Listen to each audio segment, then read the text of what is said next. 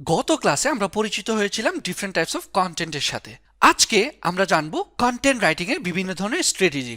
অবশ্যই যে স্ট্র্যাটেজিগুলো যে কোনো কন্টেন্ট রাইটিং এর ক্ষেত্রে আমাদেরকে মেনটেন করতে হবে। কন্টেন্ট রাইটিং এর বিভিন্ন ধরনের স্ট্র্যাটেজি আছে, তার মধ্যে গুরুত্বপূর্ণ কিছু স্ট্র্যাটেজি নিয়ে আমরা কথা বলবো। প্রথমেই যে জিনিসটা আসছে কন্টেন্ট রেশিও। কন্টেন্ট রেশিও বিষয়টা কি? আমরা জানি কন্টেন্ট দুই ধরনের হয়ে থাকে, মানি কন্টেন্ট বা বাইং কন্টেন্ট এবং ইনফরমেটিভ কন্টেন্ট। সো রেশিওটা হচ্ছে যে আমি আমার ওয়েবসাইটে কোন কন্টেন্ট কত পার্সেন্ট দিব। আমরা দেখে থাকি ম্যাক্সিমাম ক্ষেত্রেই হয়তোবা অনেকেই চিন্তা করে থাকে যে যেহেতু মানি কন্টেন্ট থেকে আমার ইনকামের পসিবিলিটিস বেশি, সো আমি মানি কন্টেন্টই বেশি দিব। না, এই কাজটা করা যাবে না। গুগল যে জিনিসটা সাজেস্ট করে, আমার অডিয়েন্সকে আগে ইনফরমেশন তুমি প্রোভাইড করো। সো গুগলের কাছে যদি আপনি একদম ন্যাচারাল থাকতে চান, একটা জিনিস মাথায় রাখবেন, অ্যাটলিস্ট 60% কন্টেন্ট দিবেন ইনফরমেটিভ কন্টেন্ট, আর 40% দিবেন হচ্ছে মানি কন্টেন্ট। অর্থাৎ আমরা যখন আমাদের ওয়েবসাইট নিয়ে কাজ করব, তখন আমরা 60% দিব হচ্ছে আমাদের ওয়েবসাইটে ইনফরমেটিভ কন্টেন্ট, আর 40% দিব হচ্ছে মানি কন্টেন্ট। দেন যে বিষয়টা আসে কন্টেন্ট লেন্থ, এইটা নিয়ে আমাদের অনেকেরই একটা কনফিউশন কাজ করে। আচ্ছা, আমি কত ওয়ার্ডের কন্টেন্ট দিব, এটা নিয়ে কিন্তু অনেক বেশি কনফিউশন, অনেকেই কনফিউশনে থাকেন যে কত ওয়ার্ডের কন্টেন্ট দিলে আমারটা পারফেক্ট, গুগল পছন্দ করবে।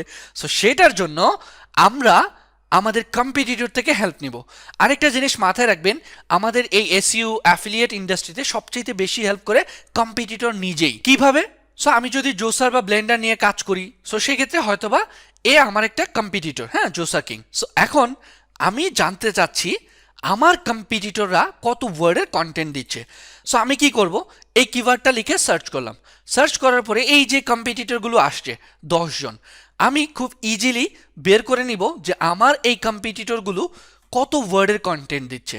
এখন প্রশ্ন হচ্ছে, আচ্ছা আমি কি এইভাবে খুঁজে খুঁজে বের করব, লাইক একটা একটা ওয়ার্ড করে পরে পরে বের করব যে কত ওয়ার্ড লিখেছেন? কোনো প্রয়োজন নেই। আমরা খুব ইজিলি যে কাজটা করতে পারবো, একটা ওয়েব সফটওয়্যারের মাধ্যমে এটা বের করে নিতে পারবো। কোন ওয়েব সফটওয়্যার? ওয়েব সফটওয়্যারটার নাম হচ্ছে web page word counter. So আপনারা ওয়েব পেজ ওয়ার্ড কাউন্টার লিখে সার্চ করবেন, দেন প্রথম যেই ওয়েবসাইটটা চলে আসবে wordcounter.net, এই ওয়েবসাইটে আমরা চলে যাব। এই ওয়েবসাইটে যাওয়ার পরে এইখানে আপনি আপনার ওই কম্পিটিটরের ওই পেজের ইউআরএলটা কপি করে দিয়ে দিবেন।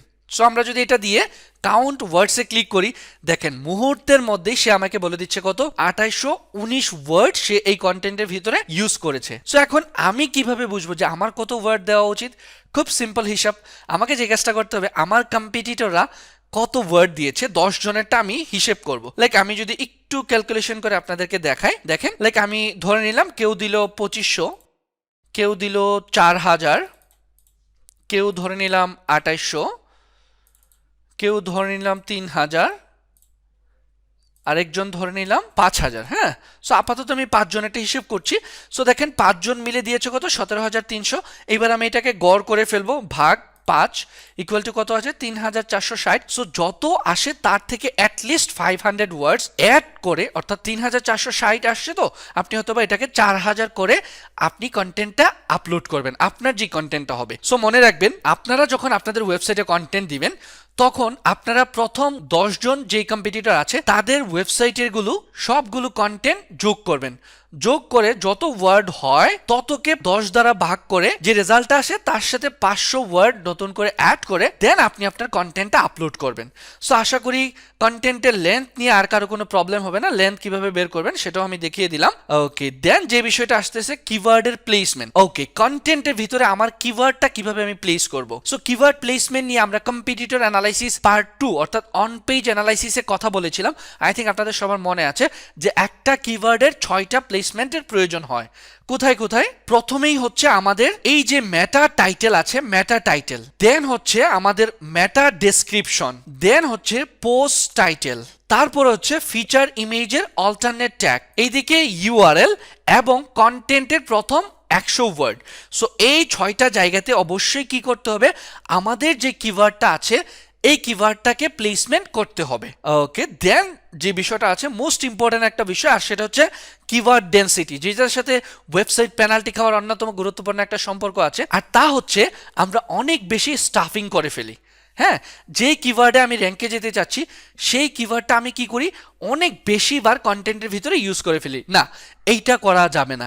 এইটা করলে যে প্রবলেমটা হবে, লাইক ধরেন আপনি কিওয়ার্ড র্যাঙ্কে যেতে চাচ্ছেন কিসে, আপনি র্যাঙ্কে যেতে চাচ্ছেন বেস্ট ব্লেন্ডার ফর স্মুদিস এই কিওয়ার্ডে। সো এখন আপনি কি করবেন, এই কিওয়ার্ডটা কতবার ইউজ করতে পারবেন আপনার এই কন্টেন্টের ভিতরে। সো এইটা যদিও এক্স্যাক্ট রেশিও নেই, বাট আমরা ম্যাক্সিমাম ইউজ করব 0.2%। আবারও বলে দিচ্ছি 0.2%। অর্থাৎ আপনি 1000 ওয়ার্ডের একটা কন্টেন্ট যদি হয়, সেইখানে আপনি টোটাল 2বার ইউজ করবেন আপনার ফোকাস কিওয়ার্ডটা। ঠিক আছে, এর বেশি ইউজ করা যাবে না। এখন প্রশ্ন হতে পারে কেন আমি 1000 ওয়ার্ডে মাত্র 2বার কেন ইউজ করব? তার কারণ হচ্ছে আপনি যদি এর বেশি ইউজ করেন, লাইক 1000 ওয়ার্ডে আপনি 10বার 12বার ইউজ করে ফেললেন, তখন কিওয়ার্ডটা স্টাফিং হয়ে যাবে বা গুগলকে ফোর্স করা হয়ে যাবে। হ্যাঁ, গুগল যে জিনিসটা চিন্তা করবে, আমাকে ওই ব্যক্তি এই কিওয়ার্ডে র্যাঙ্কে যাওয়ার জন্য ফোর্স করছে। সো তখন গুগল আপনাকে পেনাল্টি দেওয়ার একটা পসিবিলিটিস থাকে, যার জন্য আমরা কিওয়ার্ডটাকে অনেক বেশি ইউজ করব না, আমরা ম্যাক্সিমাম 0.2% ইউজ করব। অর্থাৎ ধরেন আমার কোনো একটা কন্টেন্ট হচ্ছে, ধরে নিলাম 3500 ওয়ার্ডের। সো আমি 3500 ইন্টু হচ্ছে 0.2 ডিভাইডেড বাই 100, অর্থাৎ 3500 ওয়ার্ডে আমি টোটাল কত ইউজ করতে পারবো, 7বার, ম্যাক্সিমাম 7বার আমি আমার কন্টেন্টের ভিতরে 3500 ওয়ার্ডের কন্টেন্টের ভিতরে ফোকাস কিওয়ার্ডটা ইউজ করার ট্রাই করব। তার বেশি আমরা কখনোই ইউজ করব না। এইবার আপনার মনে ছোট্ট একটা প্রশ্ন আসতে পারে, আচ্ছা 1000 ওয়ার্ডের ভিতরে মাত্র 2বার ইউজ করব, তাহলে গুগল কিভাবে বুঝবে যে আমি কোন কিওয়ার্ডে অ্যাকচুয়ালি র্যাঙ্কে যেতে চাচ্ছি? আর সেই জন্যই আমরা ইউজ করব বেসিক্যালি এলএসআই কিওয়ার্ডস।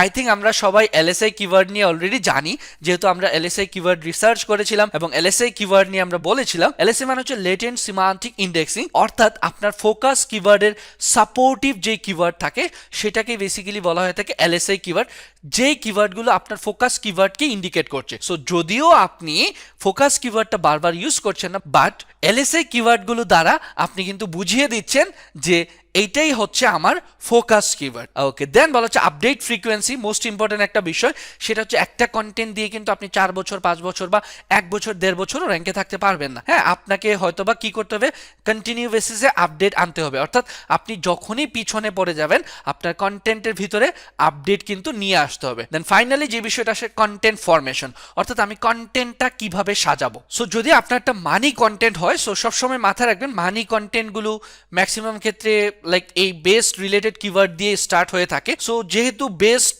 এখানে বলা হচ্ছে বেস্ট ব্লেন্ডার ফর স্মুদি, অর্থাৎ বেস্ট ব্লেন্ডারের একটা স্মুদি তৈরি করার জন্য বেস্ট ব্লেন্ডারের একটা লিস্ট আপনি প্রথমে একটা ইন্ট্রোডাকশন এরকম দিতে পারেন। হ্যাঁ, যেটা হয়তো বা 300-400 ওয়ার্ডের হতে পারে।